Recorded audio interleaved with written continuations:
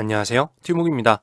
다들 신종 코로나뿐만 아니라 갑작스런 추위도 오고 이러는데 감기부터도 조심하시길 바랍니다. 감기만 걸려도 사실 사람이 아프고 서럽기도 하고 또 힘들기도 하고 그러잖아요. 물론 올 한 해 겨울이 굉장히 따뜻했다고 알려져 있긴 하지만 그래도 갑작스럽게 잠깐씩 찾아오는 추위에 감기 걸릴 수도 있으니까 다들 아프지 마시고 관리 잘 하시길 바랍니다. 이슈 하이라이트 2월 1주차 이야기 시작해 볼게요. 첫 번째로는 중국 성장 플러스 0%의 공포이고요. 두 번째는 중국 부품 단 하나 때문에 어떤 산업이 올스톱될 위기에 있었다라고 해서 그 부분을 한번 조명을 해보도록 할 거예요.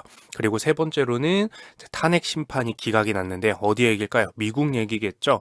그리고 그 기각으로 끝나는 게 아니라 복수가 이어질 것이다 라는 얘기가 나와서 알아두면 그래도 미국이란 나라에 대해서 보다 잘 알 수 있기 때문에 2월 1주차 이슈들 중에서 이렇게 세 가지 뽑아와 봤습니다. 자, 진행해 보도록 할게요. 첫 번째, 중성장 0%의 공포인데요. 2020년 2월 3일부터 7일까지 증시는 롤러코스터를 탔습니다. 특히 벌써 2020년 1분기에 한 달을 지난 시점에서 이제 1분기에 경제 성장률이 어떨까, 즉 1월부터 3월까지 경제 성장률이 어떨까 이야기가 나오고 있는데요. 중국의 2020년 1분기 경제 성장률이 신종 코로나로 인해서 제로 성장을 할 것이다라는 예측이 나오기도 했습니다. 세계 시장이라고 불리는 중국이 제로 성장이라니 중국만의 일이 되진 않겠죠. 이 불안감이 미친 영향을 미국 증시를 기준으로 보면은 2월 7일 뉴욕 증시에서 다우존스 산업 평균 지수는 전날보다 277.26포인트, 즉 0.94% 빠진 채로 거래를 마쳤고요. 그리고 대형주들이 몰려있는 S&P 500 지수는 마이너스 0.54%포인트 하락해서 종료가 되었고, 그리고 기술주들이 몰려있는 나스닥 종합지수 같은 경우에는 0.54%포인트 내려서 마감을 했습니다. 미국 시간으로 2월 7일 금요일에 말이죠. 하지만 이렇게만 놓고 보면은 급격하게 떨어진 건가? 계속해서 떨어지고 있었던 건가? 라고 생각을 할 수가 있겠지만 그렇지는 않았어요. 하루만 놓고 보면 안 되겠죠. 자, 가만히 한 주 전체로 놓고 보면 이렇게 금요일날 하루 떨어진 것이 그동안 상승한 것을 모두 상쇄하고 떨어진 그런 급격한 정도는 아니었습니다. 자, 화면상 왼쪽에 표시된 대로 지난 일주일, 즉 2월 3일부터 2월 7일 동안 다우존스 지수, S&P 500 지수는 각각 3%가량씩 상승을 했었던 거고요. 그리고 나스닥 지수도 플러스 4% 상승을 했었습니다. 그러다 마지막 날에 마이너스 0.9%포인트, 마이너스 0.5%, 마이너스 0.5%포인트 정도씩 떨어지게 된 거였죠. 상승하다가 살짝 반락했다 수준인 거예요. 즉 1월 다섯째 주까지 신종 코로나에 대한 공포감으로 증시가 쭉 떨어져 오다가 전 세계가 강경하게 방역을 하겠다고 하니 증시가 회복, 즉 반등을 했었는데 이때 반등한 불량을 살짝 되돌릴 정도의 공포감이 시작된 것 뿐이었다라고 볼 수가 있겠습니다. 자, 한국 시장의 경우로 보면 2월 3일 월요일 2118.88포인트로 전주보다 0.01% 빠진 수준에서 시작을 했었고요. 월요일 날. 즉 주말 동안 추가적인 큰 신종 코로나에 의한 공포감이 없었다는 것일 수도 있겠죠.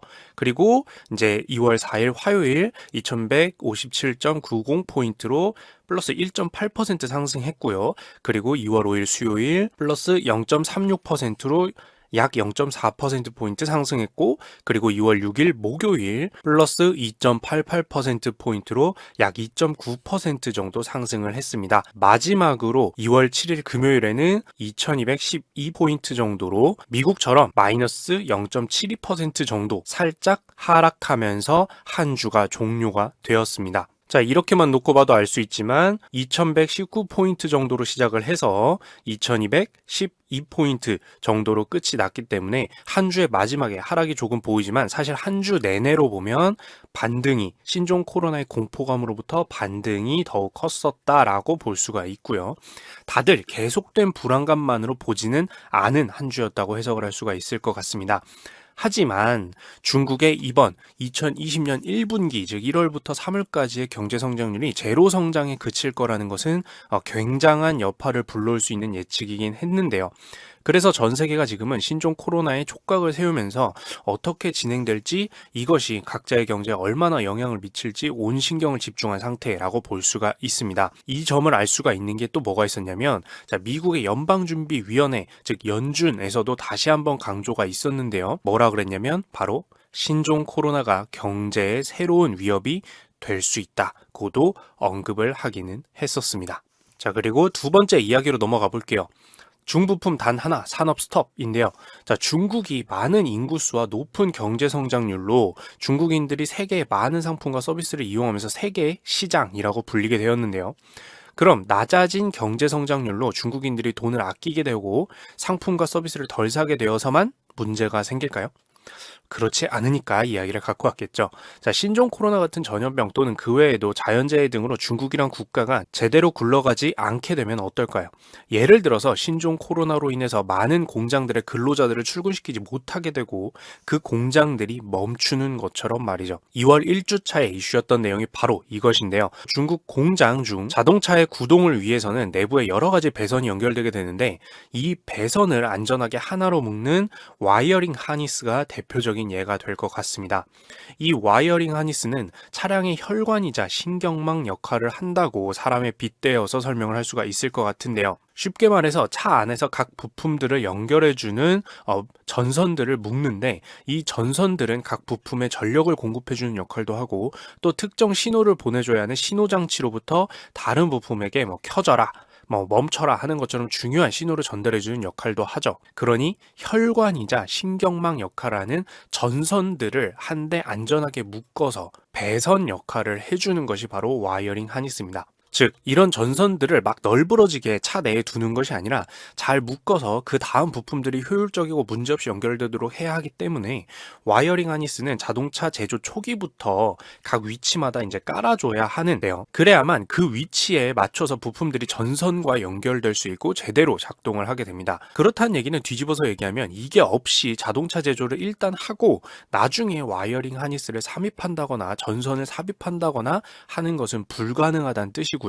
즉, 이게 없이는 자동차 제조가 시작이 될 수 없다고 볼 수 있고, 이 와이어링 하니스가 제때 공급되지 않으면 문제가 될 수밖에 없는 상황이었습니다. 건물로 치면 전선을 넣어놓지 않고 콘크리트가 말라버리면 전선을 넣기가 굉장히 힘들거나 또는 못 넣겠죠. 이렇게 생각을 하면 돼요. 그런데 이 와이어링 하니스라는 것은 차량마다 구조도 다르고 전선 사용도 다를 수 있어서, 그리고 수작업도 일부 들어가다 보니 노동 집약적 사업, 즉 사람의 노동력이 매우 많이 투입되는 사업인데요.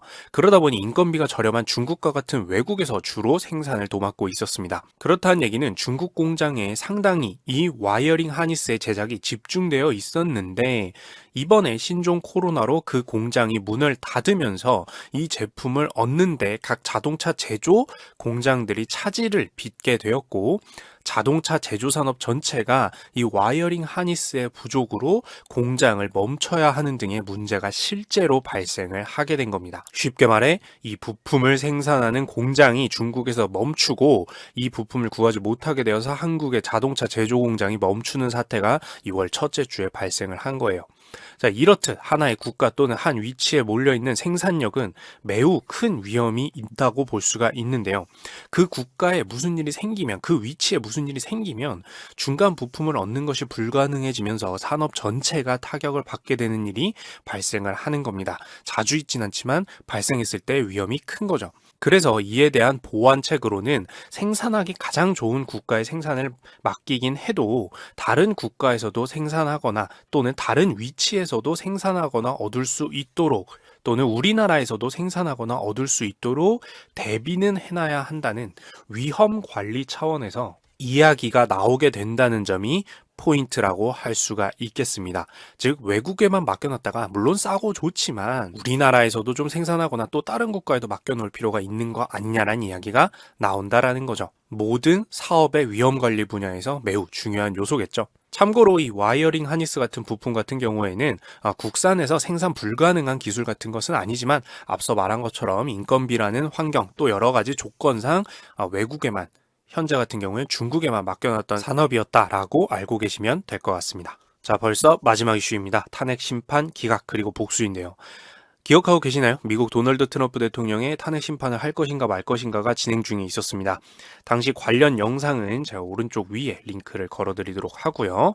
간단하게 말해서 미국의 하원은 도널드 트럼프 대통령과 반대편이고요. 상원 같은 경우에는 도널드 트럼프 대통령과 같은 편인 공화당 인 상황이었죠. 자, 그런데 탄핵 심판 같은 경우에는 순서상 하원에서 도널드 트럼프 대통령의 탄핵 심판을 가결시켜서 상원으로 보냈는데요. 이제 상원에서 탄핵 심판을 어떻게 할 것인가라고 궁금해하는 것 같지만 사실은 앞에서 말한 것처럼 상원 같은 경우에는 도널드 트럼프 대통령과 같은 편인 공화당에서 대부분 차지하고 있기 때문에 기각, 즉 통과되지 않을 것이라고 다들 예상을 했습니다. 자, 그런데 상원에서의 탄핵 심판 결정을 하루 앞둔 지난주 2월 1주차에 미국에서는 통합회의가 있었습니다. 대통령, 상원, 그리고 하원까지 모두 모여서 이루어지는 회의라서 통합회의인데요. 이때 대통령의 연설이 있었고 이 연설문을 모두에게 전달을 했습니다. 이때 트럼프 대통령이 하원 의원들의 의장인 펠로시 하원 의장에게도 연설문을 전달해 주러 갔는데요.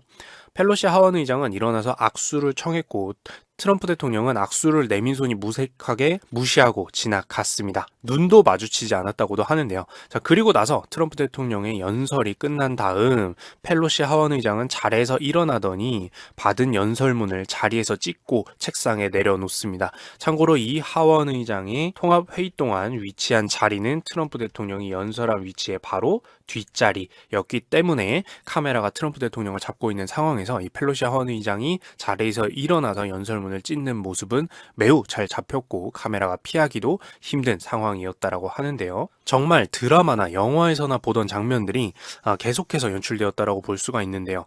미국 내에서의 정치적 갈등이 굉장한 모습으로 보여졌다고 할 수도 있습니다.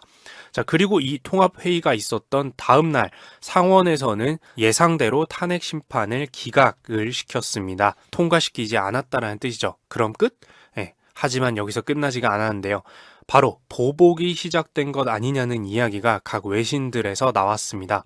왜냐하면 트럼프 대통령 탄핵 심판을 위해서 여러 가지 트럼프 대통령에게 불리한 증언을 해왔던 사람들을 현재 자리에서 끌어내리거나 내쫓기 시작했다고 뉴욕타임즈나 워싱턴 포스트에서 전했는데요. 지금까지는 고든 썬들랜드 주유럽연합 미국 대사 알렉산더 빈드먼 중령과 쌍둥이 형제 예브게니까지 말이죠. 이들 같은 경우에는 이미 자리에서 어떤 형식으로도 물러나거나 이동되게 될 것이라고 알려졌고요. 그리고 이외에도 트럼프 대통령의 불리한 증언을 그동안 한 사람들이 어떻게 될지 관심이 집중되고 있는 상황입니다. 이미 본인이 탄핵될 가능성은 날아갔으니 나한테 적인 사람들을 모두 보복하겠다 라는 느낌이 이어지지 않는 것 아닌지 말이죠. 정치 드라마가 따로 없죠.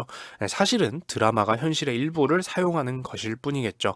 많은 일들이 벌어지고 있는 요즘이고 미국도 예외는 아닌 것 같습니다. 자, 그래서 여기까지 2월 1주차 이슈 하이라이트 모두 정리를 해봤는데요. 참 비슷한 것 같으면서도 다양한 이야기들이 매주 끊이지 않는 것 같아서 이 컨텐츠를 진행하는데 재미도 있고 저도 매주 있는 이슈 중에 굵직굵직한 것들을 놓치지 않게 되어서 여러분들 덕분에 좋은 것 같습니다. 자, 그러면 여기까지 이상 팀묵이었습니다.